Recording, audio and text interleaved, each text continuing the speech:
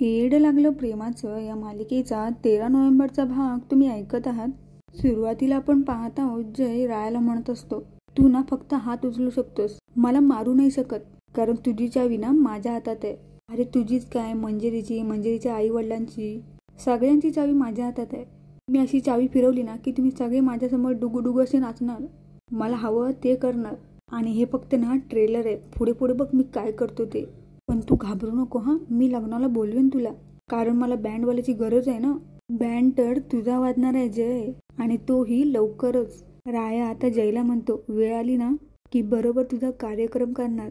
एक दिवस सगळ्यांसमोर तुझी इज्जत, तुझं खरं रूप बाहेर काढणार. आतापर्यंत हाणायचे तेवढे उड्या हाणल्यास ना, मग आता तुझी वेळ संपली आहे. तेव्हा तू ना सावध राहा, कारण कसं आहे ना, पापाचा घडा कधी ना कधी भरतो आणि सत्याची बाजू कधी ना कधी बाहेर येतेच. आणि त्यात तुझी गाठ या रायाशी आहे, आणि जिथे राया तिथं नो दया माया. इकडे आता मंजिरी विचार करत असते, ती स्वतःशीच बोलत असते, दुकानाला असं वाऱ्यावर सोडता नाही येणार मला, माझ्या जबाबदाऱ्या मला पूर्ण कराव्याच लागणार आहेत. आणि माझ्या नानाने जिजींसाठी मी वाटेल ती करायला तयार आहे. मंजिरी आता जिजींजवळ येते. त्याच वेळेला नानाही तिथे आलेले असतात. या तिघांचं बोलणं चालू असताना दुकानाचे मालक तिथे येतात. ते रागानेच नानांना म्हणतात, 4 दिवस गावाबाहेर काय गेलो, याचा अर्थ असा नाही होत की इथे काय होतं ते मला माहीत नाही पडणार. मला ना कोणतीच कारणं नको आहेत. जे सगळं झालंय ना त्याला तुम्ही जबाबदार आहात. आता ते कोणी केलं, का केलं याच्याशी मला काही देणं घेणं नाही. मला ना माझी नुकसान भरपाई पाहिजे. आता हे सर्व ही शशिकला ऐकत असते.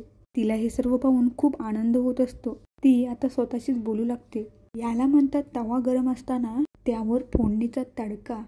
त्यांना फक्त एकाच गोष्टीची वाट बघायची आहे, आणि ते म्हणजे मंजिरीचं लग्न. नाना आता दुकान मालकांना म्हणतात, हे बघा आम्ही तुमचं लगेच नुकसान भरपाई नाही करू शकत. आता दुकान मालक आवाज चढून बोलू लागतो. तेव्हा मंजिरी त्यांना अडवतच म्हणते, ते दुकान तुम्ही भाड्याने दिले ना आम्हाला, आणि त्याचं भाडं आम्ही भरतच आहोत. आणि राहिला प्रश्न दुकानाच्या नुकसानाचा, तर नुकसानाची भरपाई आम्ही करून घेऊ. अख्खं दुकान आम्ही नव्याने बनवून घेऊ, तुम्ही नका त्याचं टेन्शन घेऊ. तर घर मालक मंजिरीला म्हणतात, मला माझं दुकान आहे तसंच पाहिजे, त्यात थोडा जरी बिघाड झाला ना तर डबल पैसे घेईन मी तुमच्याकडून. आता मंजिरी म्हणते, हो चालेल, तुमची ही अटही मान्य आहे आम्हाला. मंजिरी आता हात जोडतच म्हणते, आता ना या तुम्ही. तर घर मालक मंजिरीला म्हणतात, आता आलो तो ते फक्त सांगायला, आणि परत येईन ते फक्त पैसे घ्यायला. बाकी काय करायचंय ना ते तुम्ही ठरवून घ्या.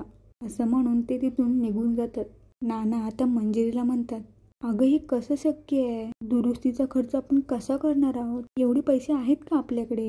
मंजिरी आता नानांना म्हणते, अडचण आली म्हणून आपण आपलं दुकान असं वाऱ्यावर सोडणार आहात का, आपण आपलं दुकान नव्याने उभं करू. जीजी आता मंजिरीला म्हणतात, तुझं लग्न ठरले तेव्हा जे काय करायचं ना ते आम्ही बघून घेऊ, तू फक्त ना तुझ्या लग्नाचा विचार कर. आता मंजिरी म्हणते, हो जीजी पण ते आपलं दुकान आहे. आता जीजी म्हणतात, हो आपलंच दुकान आहे, आणि म्हणूनच आम्ही सांगतो ना आम्ही बघून घेऊ, तू ना मी सांगते तेवढं कर.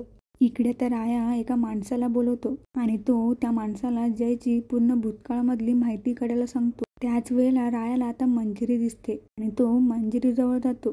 तो मंजिरीला म्हणतो, दुकानामध्ये जातेस ना, चल मी पण येतो. आता खूप सारी माणसं त्यांच्याकडे बघत असतात. तेव्हा मंजिरी म्हणते, तू राहू दे, नको येऊस. त्यावर राया म्हणतो, का, कशापायी. आता ही शहाणी माणसं आपली मैत्री ठरवणार का मिस फायर.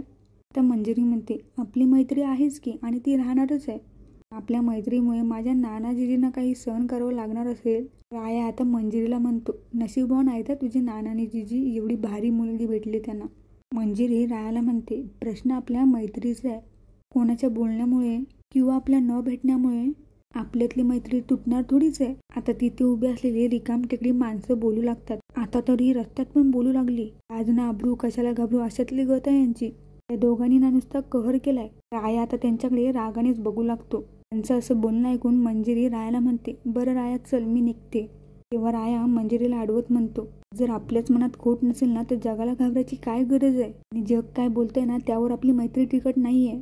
तर ते दोघेही दुकानाकडे जाण्यासाठी निघतात. पण काय कहर आहे ना, ही माणसं त्यांच्या मागोमाग येतात. एवढं रिकामटेकडं कोण असतं. तर रायाचं लक्ष त्या माणसांकडे जातं, आणि तो मंजिरीला म्हणतो, तुला बोललो होतो ना मी, त्यासनी ना फोडल्याशिवाय ऐकणार नाहीत ही. मंजिरी रायाला म्हणते, तू वेडा आहेस का? तू ना लक्ष देऊ नको त्यांच्याकडे. त्यांना ना तेवढंच जमतं. बोलणारे बोलतच असतात. आपण त्यांच्याकडे लक्ष द्यायचं नसतं. तू चल बरं इथून. आता पुन्हा एकदा ते दोघेही दुकानामध्ये येण्यासाठी निघतात. दुकानाजवळ आल्यावर मंजिरी रायाला म्हणते, आता लोकांनी मला किती नावं ठेवली ना तरी ना मी डगमगणार नाही. त्यात तुझ्यासारख्या मित्राची साथ असेल ना तर मुळीच नाही. राया आता मंजिरीला म्हणतो, कालपर्यंत तू पूर्ण खचून गेली होतीस, पण आज परत जोमाने उभी राहिलीस. लय भारी वाटला मिस फायर. मंजिरी आता रायाला तिथून जाण्यासाठी सांगते. तेव्हा राया मंजिरीला म्हणतो, दुकानाचा पार्टनर मी पण आहे. नफा मी घेणार आणि तू कष्ट करणार हे काय बरोबर नाही हा. आपण पण मदत करणार तुला. आता ते दोघेही दुकानामध्ये जाऊन काम करू लागतात. ते दोघे काम करतच असतात. तेव्हा ही रिकामटेकडी माणसं दुकानाबाहेर येतात. काय म्हणायचं या माणसांना, एवढं रिकामटेकडं कोण असतं? आता हा मुलगा म्हणतो, दोघे तर आत गेले. आता ह्या काकू म्हणतात, या दोघात ना काहीतरी नक्की चालू आहे. म्हणतात ना, जाळ असल्याशिवाय धूळ निघत नाही. काय फालतू लोक असतात ना. हे ऐकून रायाला खूप राग येतो. तर तो रागारागाने बाहेर जातो आणि दुकानाबाहेर पार्टनरशिपचे कागद लावतो. तिथल्या लोकांना म्हणतो, डोळे उघडे ठेवून बघा. जशी ही मंजिरी या दुकानाची मालकी नाही ना, तसा आपण या दुकानाचा मालक आहे, कळलं का? आणि प्रेक्षकांनो, अशा प्रकारे हा भाग इथे संपला आहे. जर का ही व्हिडिओ तुम्हाला आवडली असेल तर व्हिडिओला लाईक नक्की करा. शेवटपर्यंत पाहण्यासाठी धन्यवाद.